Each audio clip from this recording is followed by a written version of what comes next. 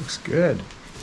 Hello everyone, welcome to my channel. If you're new here, my name is Paul, and today I'm going to be sharing with you how I got this really cool pattern onto this lamination. It's a technique that I've been wanting to try for a while now, and I finally got my chance. I saw Curvaceous Surfboards, who is based in Japan, using this technique on Instagram, and I just had to give it a try. So here's my go at it, and I'm going to show you step by step how I got this cool pattern.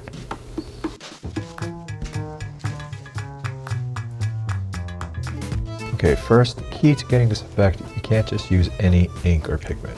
This ink is specifically used to get this bleeding effect, and I found this set on Amazon, which I'll leave the link down below. The ink I'm using today is alcohol ink. And since it's alcohol based, the ink dries fairly quickly, and it's pretty concentrated, so it allows for this effect to work. I'm using some darker colors here because it's fall time and it's the mood I'm going for. Rainy and dark in the P&W.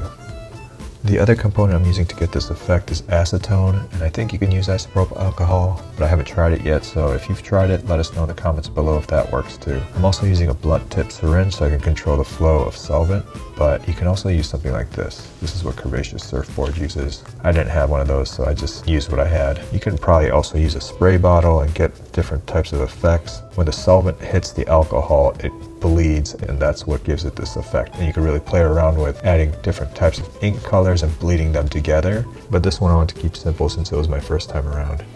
So as I unfold, I check to see how much ink actually bled through, and then I'll go back and touch up areas that I feel like need more ink and repeat the process until I'm satisfied. Then I'll unfold it all the way and do touch up of areas where I want it to be darker or areas that need a little more ink.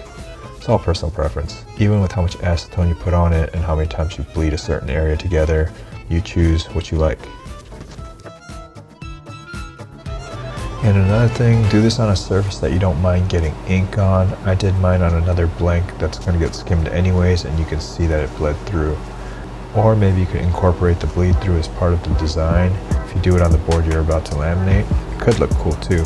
Anyways, put it aside for about an hour or so to let the acetone evaporate. I'm not sure how long it actually takes, but if it's dry to touch, I'm sure it's probably safe to glass. I'm using this almost like a fabric inlay, so I did it on 4-ounce fiberglass, and I taped off the deck and glassed it like I would a fabric inlay. This is what it looks like after the final lamination. And here it is with the resin pin line before the hot coat. Thanks again for watching, guys. I hope this was helpful. Let me know if you decide to have a go at this. Would love to see some photos of how it turned out.